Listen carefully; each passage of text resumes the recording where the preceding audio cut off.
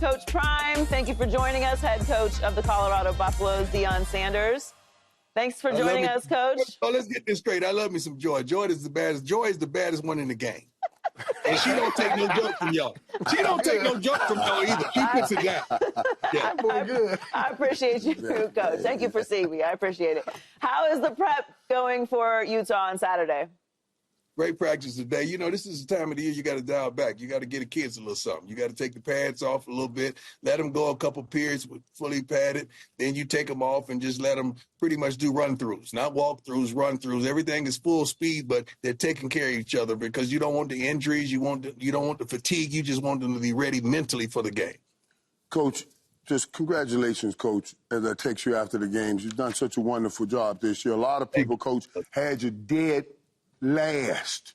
Dead last. And you're out front. I don't blame him. What are your thoughts on that, Coach? What are your thoughts on that? Give me your thoughts on all of it. I can't tell you everything now. You know, I can't tell you. You can tell me when I get there this weekend, but you can tell me what you can right now. I got to give you the PG. You know?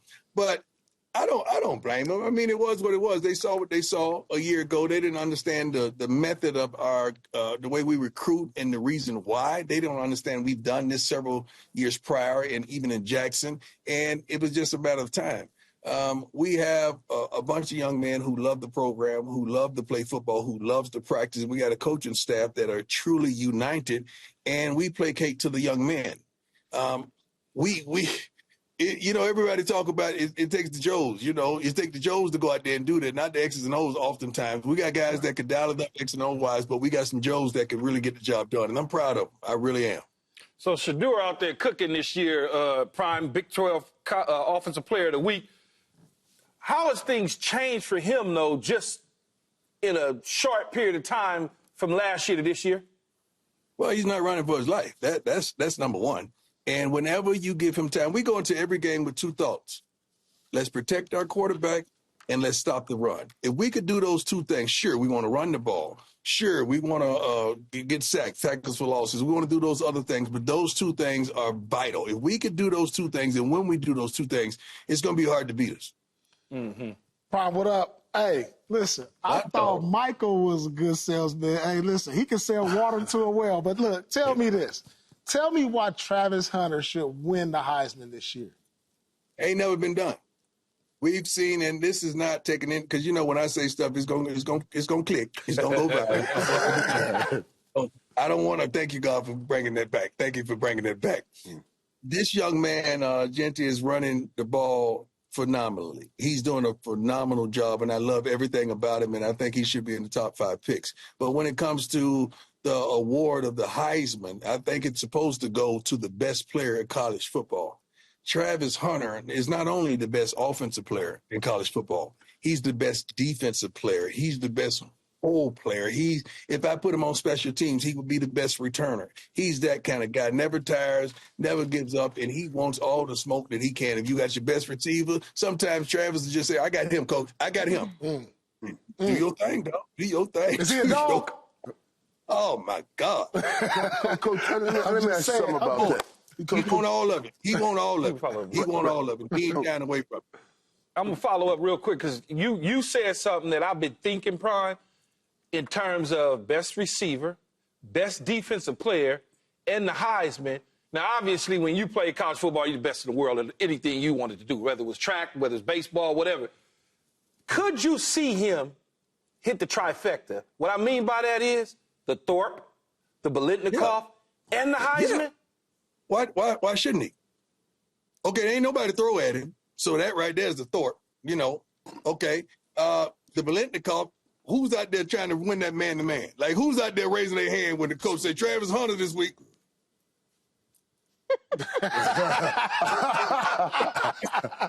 ain't nobody want that. Right. No, you got to understand he's the best receiver, and he's the best.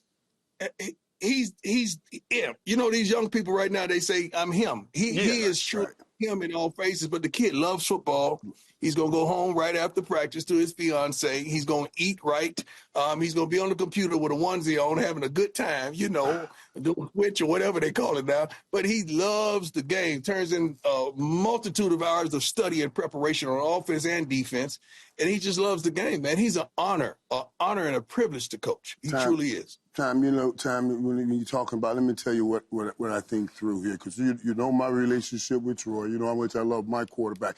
And I watch Travis and Shedeur on the sideline, dog. And I see them, I was like, why they can do this and we got guys in the pros can't do this?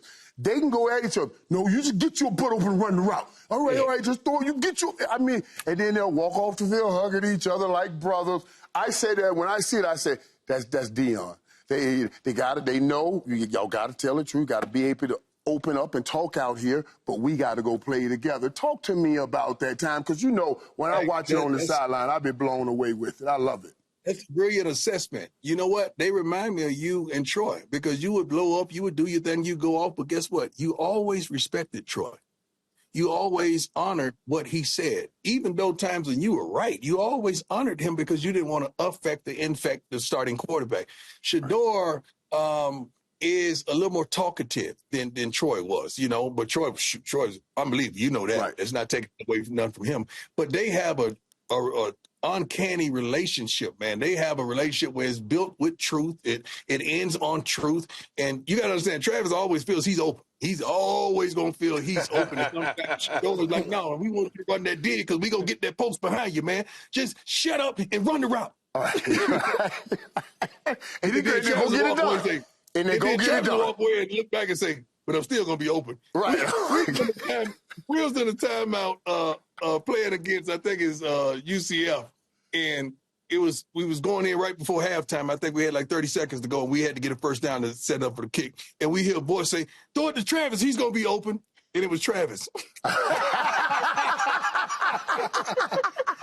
Right. That sounds like me. Throw it to Travis. He's going to be open. And it's Travis saying, throw it to Travis. He's going to be open.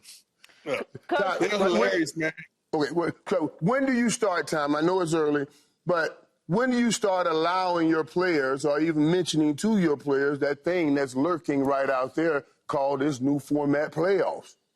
We don't talk about that. We talk about one game at a time. Really, we talk about one day at a time. We want to be dominant in practice. We had a few guys show up and played their butts off this past weekend, and I had them stand up and tell the team this morning, why did they have that type of game? They said, Coach, I prepared differently. I studied. I started believing in the coaches and the scheme, and I did everything they asked me to do. And shoot, I mean, dominant performances. So when you see a guy stand up and dictate that to the rest of his teammates, that means not that you buying in, but you believe. You believe, and we got a bunch of like-minded young men. I don't know if you guys seen the clip. I hope they play that on this network of our kids doing timeout. It was doing a TV timeout that our kids, this song came on, and boy, our defense was crunk. I'm like, oh Lord, they go. I mean, they was feeling it. They was dancing. I mean, that's the culture. That's who we are. Right. I want these to be unapologetically who they are, and they went out there, turned that thing out, man. And I was so darn proud of them. I'm glad you brought that up, because that's what I was going to ask you. I've been to the USC game, and I was there at the Baylor game earlier this year, and it's hard to explain what you've built there. You kind of have to see it for yourself. Yeah. But it's an energy. It's palatable, and it's something that I really believe only you could do. So what is it? I know it's hard to define, but what is it that you wake up every day like, this is the thing that I want everyone to leave, everyone in the building, because it's everyone. It's the people at the front gate. It's the people taking the tickets. It's the security guards. Like, everyone is involved in this energy that's going on in Colorado. And everybody plays a role in it. And it's not just me, it's us. It's we. It's our thing. And everyone has a role to play in it, whether you're the people who's taking the tickets, entering the stadium. I just want you to have that spirit of joy and that commitment to excellence, whether you're a parking attendant, where you somewhere on the sidelines being one of the ushers. It's something that we understand that this is a moment, and we're going to capture this moment. Not only capture, we're going to magnify this moment and we're going to dominate this moment. And our kids understand that, hey, man, you've been on television every darn game this year. Scouts are at every darn practice we've had this season. I mean, anything you guys do is going to be noteworthy and it's going to be clickable. So be careful of that, but understand you got a platform out this world. Now, you say you want to be him, here go your opportunity. You say you want to be it, oh, here goes it. Here goes your opportunity. Whatever you want to be in life, you can go get it, but it's going to take some sacrifices. Now, you can't go out and club or party or smoke or do this or do that or drink. Hey, but when it's time to get down, and they call that your number and they call your name, it's time for you to get in that spotlight, baby, you better sing because it's time for you to do your thing. Hey, our kids do their thing, man, and I'm proud of like you have no idea how much I love these kids, how much Mike know. We've been doing this so long. See, the nation just started knowing Coach Prime a few years ago. I've been Coach Prime for the last 2 decades. You know, out there with the kids, with the shorties doing my thing. So I love this. I embody this. I love every minute, every moment of this thing. Yeah, Tom, you had a tough decision to make. You started a walk-on last week for you. You know, walk-on at the center position. How did Cash Cleveland find his way in the starting lineup? What made you say, you know what, we got to do better at this position, and I think you can? Well, the thing about it, when you have a little inconsistency, in which we had, the next guy up, he's got to be ready. I don't give a darn if he's a 4-star, 5-star, 3-star, no star. Cash is a no star. Guess what? When Cash got his opportunity, Cash didn't even play on the second team when he got his opportunity. Cash didn't even practice with the first team when he got his opportunity. Cash got in there. You see what he's doing? He's running things because that's what he does in practice. He studied. He turns in about 8 hours of film preparation. So when we put him in, we didn't flinch. We knew he's not as big as the rest of the centers amongst the league, but Cash ain't been away no whooping. He's going to give you everything he got, and the main thing is get that ball back to the quarterback because when that ball is in our quarterback hands, some wonderful things happen. Prom, I'm going to keep it light right here because you know me and Keyshawn, we from the L.A. area. I'm Inglewood, obviously, but how was Keyshawn's draft party? Because I'm telling them mine was like that. Hey, man, let me tell you something. I mean, I'm just saying. First of all, let's digress a bit and let me take you back to Keyshawn. Keyshawn heard that college thing. Keyshawn was already with NIL, but let's get this straight. Let's get that straight. Keyshawn was already NILing before the NILing was doing it, okay? Playback was already NILing before when I met him, he had on 4 big chains, all right? Let's get that straight. Okay, that Keyshawn was Keyshawn in LA, playmaker over there on the other coast. These dudes lived a life. So how do you blame me from being who I am when I had these type of guys? Oh, that's a classic. That was a bad boy. I mean, first of all, man, to go 1 overall, dog. Right. Come on, Clean. man. That was clean. Right. He was looking clean right there, Keith. That was clean. Well, first of all, and I've said this to Prime many times, and I'll say it again for those that never heard it. I didn't invite him to my draft party. No. I didn't invite him. He invited himself because he wanted to come and give me advice. And that's what he's talking about. So in the foundation room at the House of Blues, right. They like, Deion want to see. I'm like, Deion who? Ain't he playing baseball right now? And they like, no, Deion Sanders in the foundation room. I go upstairs, and I'm like, oh, blank. You know, I just got drafted number 1. That's Deion. I'm like, damn. He came to my draft party. You know how I felt and what that meant to me? That's like Michael Jordan coming to your draft party out of nowhere just to give you some knowledge about the next level that you're going. I mean, I appreciate that. To this day, I tell that story because I still got my pictures at my house. Because that's like, come on, man. Let me tell you a funny story that you don't even know. With this fool that's underneath you in this shot right here. We love you so much. We went to your restaurant. Okay. Oh, yeah. Oh, God. We went to your restaurant just to support you one time. I don't think he was there. And that was back in the day when we was just so ignorant with one another, right? We used to play this game on who gonna pay, right? So we sitting up there, we ate good. And you know, your restaurant was one of them type of restaurants. It was nice. Right. The court, and it wasn't no charge cheap nice. No, for real. Yeah, you had to have a credit card. You could, you had to come in there. In charge. We eat up everything, and the bill comes, and I'm looking. I'm thinking Mike going to the bathroom, and he gone. He unlocked it. Where you go, I Mike? look out the window. And he's like that. I was so mad. I was so mad. That joker left me in there with that bill, man. I was so mad at him that day, man. That joker did like that, though, and pulled off in that car, man. I'm glad somebody paid because I wasn't going to cop y'all as much money as y'all was making. That joke was funny, boy. And that really happened in your restaurant, Keith. That joke was so funny. Mike, you snuck out. Oh, my God. Deion and I, we used to go to lunch all the time, man. Deion did this all the time. I was waiting to get him back. I was waiting, boy. As soon as he lands, man, we're going to Key Spot. Let's go to Key Spot. I had already set it up. They put us in a good corner, so I had to break a corner when I go to the bathroom so he couldn't see me exit the door. Right. Oh, man, I got towards the car. I said, man, I was so mad.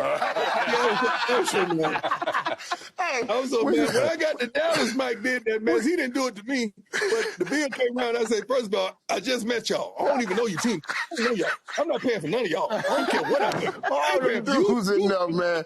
Oh, man, that was so fun. But back to that time when I'm showing up at Key's place, I'm telling you, this is what he's always done. Mm-hmm. And that's why it kills me when people say, well, you didn't pay his dues. I said, man, the man's been paying his dues forever. Trust me, I know it. And time also, you were talking about your walk-on, your center. When I came to practice, we walked out on practice. I'm your boy. The first person you went and showed to me was that walk-on. You said, you see that right there? That's my hitter. That dude just started, he cranks my practices up. You know what I mean? Yeah. And that's encouraging kids, encouraging athletes, and really encouraging people to be better than they really are. And can I segue with that? Because no place needs people to encourage people to be better than they really are, besides Jerry Jones and the Dallas Cowboys. Now, I know you focus day to day. I know you're a day-to-day man. But can you think about some days? Let me take the computer here, because you starting to talk that talk. I got to show you where I am. I love it where I am. What are you trying to say? What are you trying to say? I love it where I am. I love it. You already know where you're going with it. I love it where I am. Hey, it is beautiful up that time. But it's beautiful in Dallas now. It's beautiful time. Man, you got unfinished business, man. Unfinished business. Fonzie did not put me in it. Yeah, it is. Mike, what's that going on in Texas? You think I'm going to put up with that? With all that stuff going on in the NFL, NBA, come on, man. Y'all know you ain't built like that. We can't put up with that kind of stuff. No, Oh, gee, you know all this bullshit going on in the NBA. These cats don't even want to play no more half the time. They don't even want to play no more. They don't want to practice. You know it's a different... Man, you already know. But that's why they need guys Mike, like you, know Tom. how we are. Mike, you know how you practice, man. Kid, you know what you've been through. Yeah. It's hard to deal with something, man. Oh, yeah. It will be hard for me to understand the psyche of some of these young men. You making this much money and you don't want to play in front of this many crap fans in a house like, what is wrong with y'all? Right. Get out there, man. Right. That's why I don't get it, Brian. I don't get it. Somebody else is doing it for free. Yeah, it's hard. That would be hard for me to fathom. That's why I don't want to coach. No, coaching is a rough. Not the NBA. Rough. It's a rough deal. That's why you got to respect them when they do it and they get it done right. Before I let you go, before we let you get out of here, though, Prime, and I know you talked about this in the past, but give us a little bit more insight on where you would like to. You don't even have to name teams. You can just give me region, style, whatever, that Shedeur needs or you want to see him go and play for. You don't have to give me teams. Just give me regions. I'm not going to give you regions. I give you understanding. Give me understanding. Somebody that can handle the quarterback that he is. Somebody that can handle understanding that what he's capable of. Someone that has had success in the past handling quarterbacks, or someone in an organization understands what they're doing. Not just throwing you out there amongst the wolves if you don't have the support in the infrastructure of the team. Forget the line. He's played with lines that hadn't been great, but he's been able to do his thing. But just the infrastructure of the team and the direction of where we're going. He could deal with anything. One thing about Shedeur that separates him from a lot of quarterbacks, Shedeur started every game in high school, every game in college, but one. And he's just, he is like that, man. Like, he has a true gift and it comes from God, and he loves this game of football. You see him stunning like his daddy every now and then, but that's just who he is. He got that honest. You got to see that. He got that honest.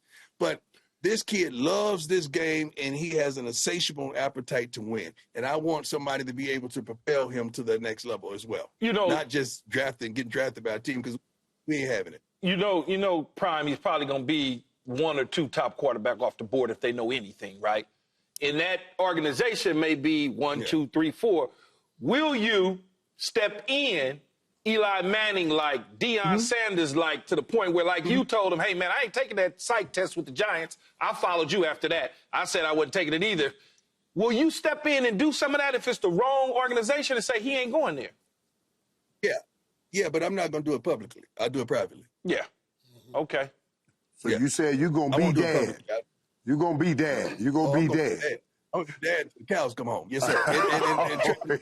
And with Travis as well. Oh, yeah. I keep forgetting that's your other son. That's your other son. Hey, Prime, I see You're going to be dad. I see those kicks back there. Remember, I'm a 14. Yeah, Oh, yeah. Hey, Prime. Oh, yeah. And I'm a Nike guy now. I moved on from the 3 stripes. I'm a 13. Oh, yeah. Or these. I got mine. Yeah. Or these. Right. I